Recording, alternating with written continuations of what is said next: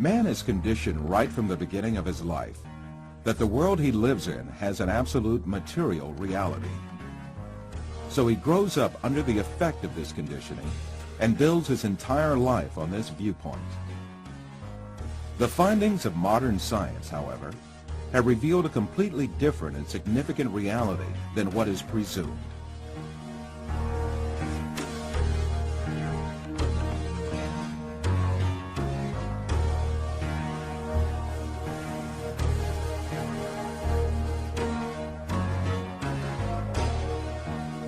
All the information that we have about the external world is conveyed to us by our five senses. The world we know of consists of what our eyes see, our ears hear, our noses smell, our tongues taste, and our hands feel. Man is dependent on only those five senses since birth.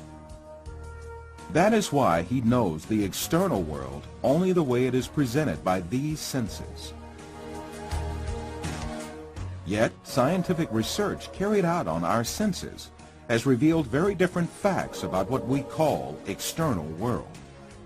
And these facts have brought to light a very important secret about matter, which makes up the external world.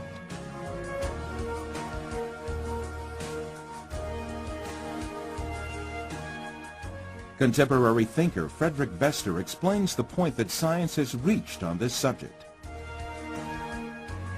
Statements of some scientists posing that man is an image, everything experienced is temporary and deceptive, and this universe is a shadow, seems to be proven by science in our day. In order to better grasp this secret behind matter, let us be reminded of our information about our sense of sight, which provides us with the most extensive information about the external world.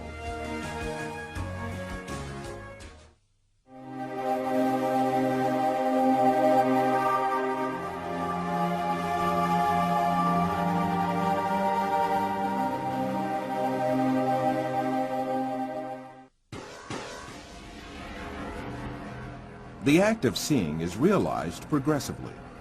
At the instance of seeing, light clusters called photons travel from the object to the eye and pass through the eye lens, where they are refracted and focus on the retina at the back of the eye.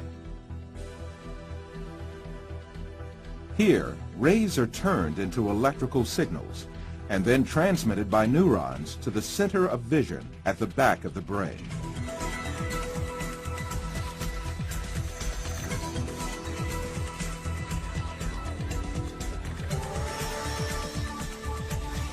The act of seeing actually takes place in this center in the brain.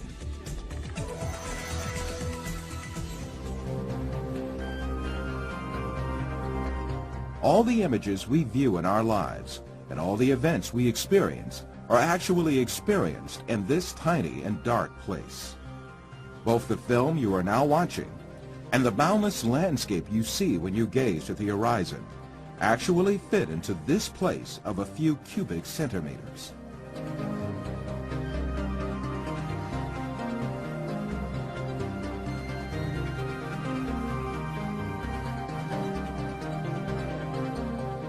Now, let us reconsider this information more carefully. When we say we see, we actually see the effect the rays reaching our eyes form in our brain by being converted into electric signals. When we say we see, we actually observe the electrical signals in our brain. By the way, there is another point that has to be kept in mind. The brain is sealed to light, and its interior is absolutely dark. Therefore, it is never possible for the brain to contact with light itself. We can explain this interesting situation with an example. Let us suppose that in front of us there is a burning candle, and we view its light. During this period, when we view the candle's light, the inside of our skull and our brain are in absolute darkness. The light of the candle never illuminates our brain and our center of vision. However, we watch a colorful and bright world inside our dark brain.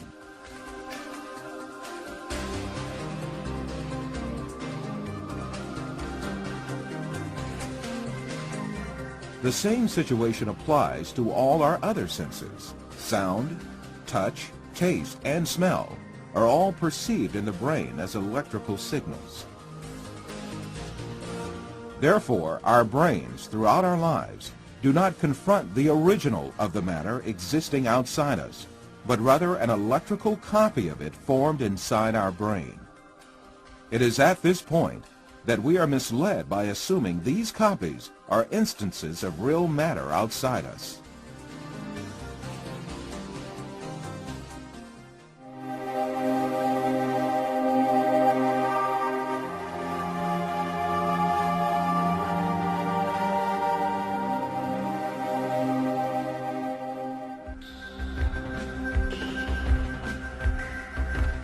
These physical facts make us come to an indisputable conclusion. Everything we see, touch, hear, and perceive is matter. The world, or the universe, is only electrical signals in our brain.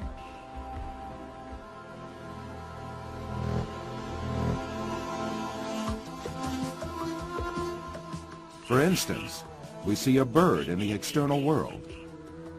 In reality, this bird is not in the external world, but in our brain. The light particles reflecting from the bird reach our eye, and there they are converted into electrical signals.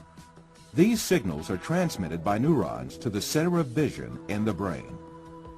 The bird we see is in fact the electric signals in our brain. If the sight nerves traveling to the brain were disconnected, the image of the bird would suddenly disappear. In the same manner, the bird sounds we hear are also in our brain. If the nerve traveling from the ear to the brain was disconnected, there would be no sound left.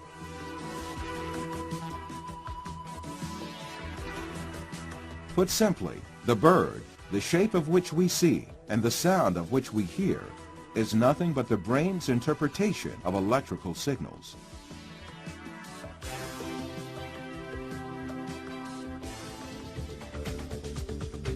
Another point to be considered here is the sense of distance.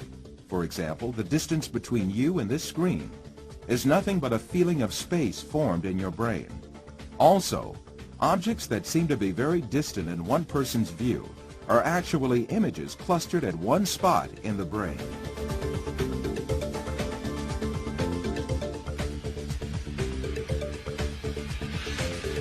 For instance, someone who watches the stars in the sky assumes that they are millions of light years away from him.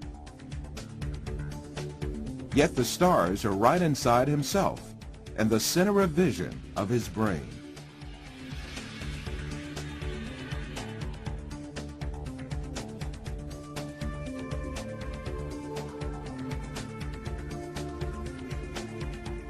While you watch this film, you are in truth not inside the room you assume yourself to be in. On the contrary, the room is inside you. Your seeing your body makes you think that you are inside of it. However, you must remember that your body, too, is an image formed inside your brain.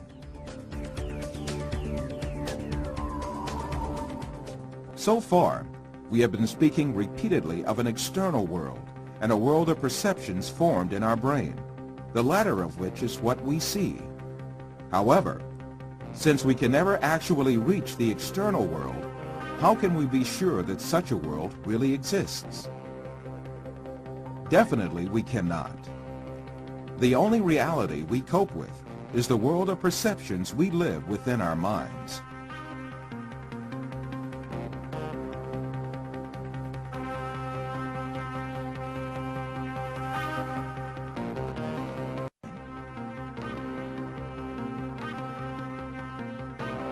To imagine matter to have an existence outside the mind is indeed a deception. The perceptions we observe may well be coming from an artificial source. It is possible to see this in the mind's eye by an example.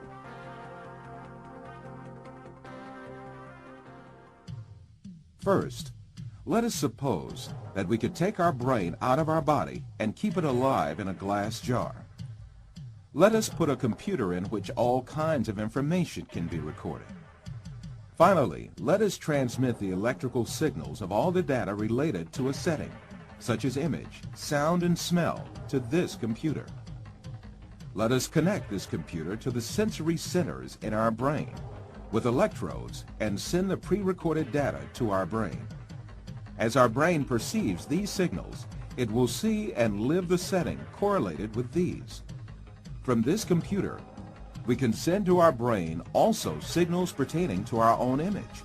For instance, we can send to our brain the electrical correlates of such senses as sight, hearing, and touch that we perceive while we sit at a desk.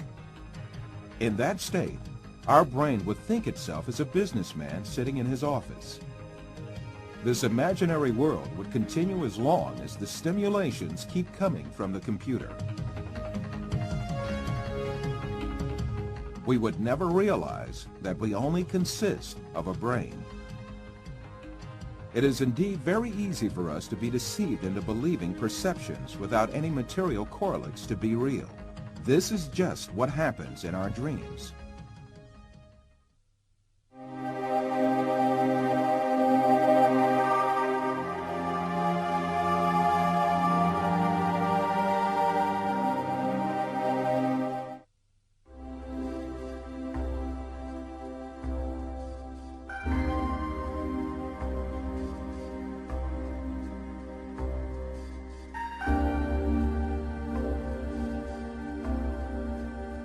For you, reality is all that can be touched with the hand and seen with the eye. In your dreams, you can also touch with your hand and see with your eye. But in reality, you have neither hand nor eye, nor is there anything that can be touched or seen. Taking what you perceive in your dream to be material realities, you are simply deceived.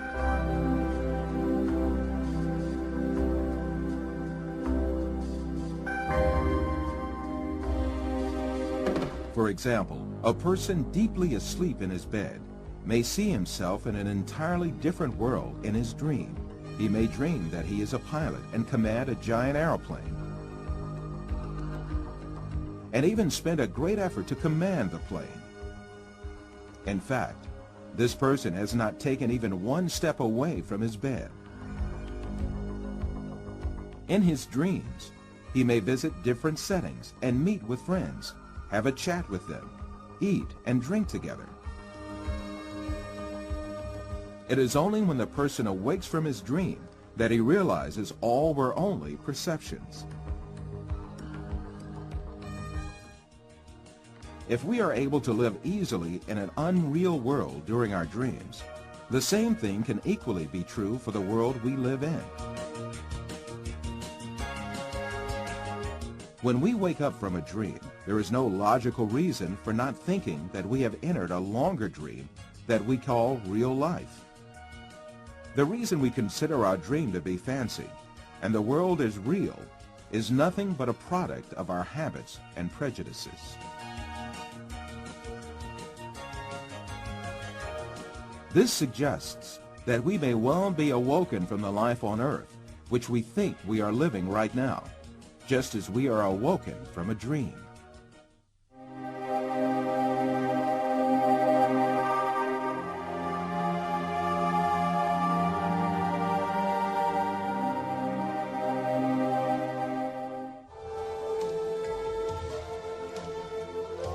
After all these physical facts arises the question of primary importance. If all physical events that we know are intrinsically perceptions, what about our brain? Since our brain is a matter just like our arms, legs, or any other object, it also must be a perception just like all other objects. An example will illuminate the subject further.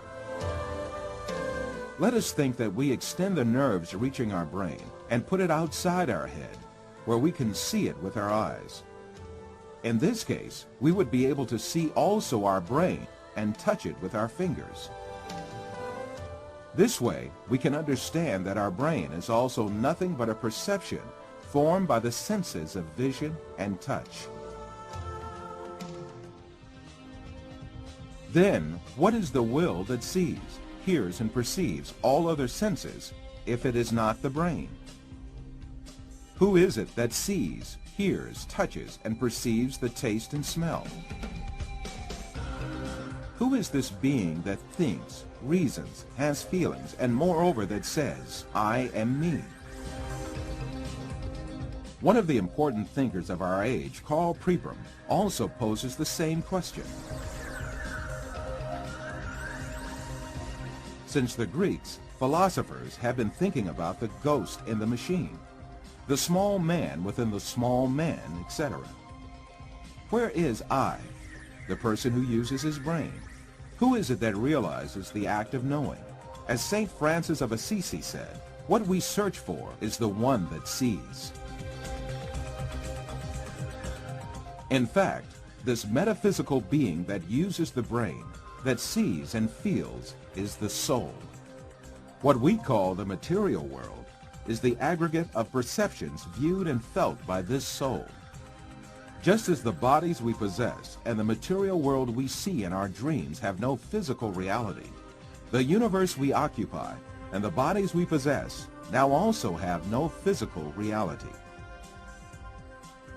The real absolute being is the soul.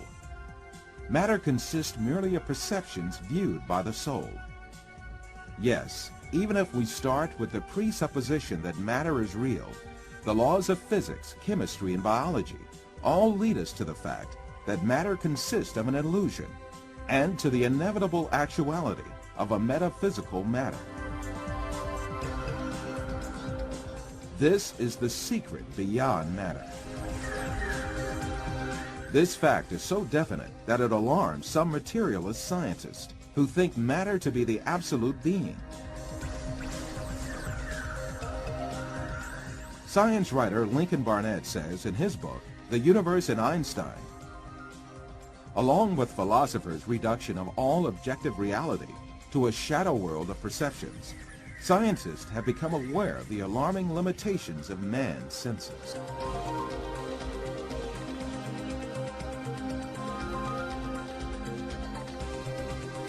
All these facts bring us face to face with a very significant question. If the thing we acknowledge to be the material world is merely comprised of perceptions given to our soul, then what is the source of these perceptions? In answering this question, we must consider the fact that matter does not have a self-governing existence by itself, but is a perception. Therefore, this perception must have been caused by another power, which means that it must have been created. Moreover, this creation must be continuous. If there were not a continuous and consistent creation, then what we call matter would disappear and be lost. This may be likened to a television on which a picture is displayed as long as the signal continues to be broadcast. If the broadcast stops, the image on the screen will also disappear.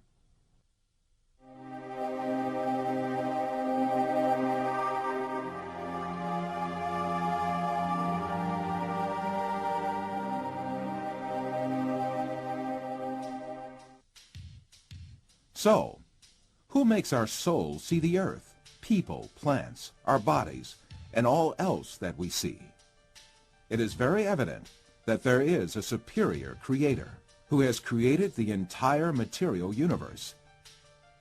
That is, the sum of all perceptions, and continues his creation ceaselessly. Since this creator displays such a magnificent creation, he surely has eternal power and might. All the perceptions he creates are dependent on his will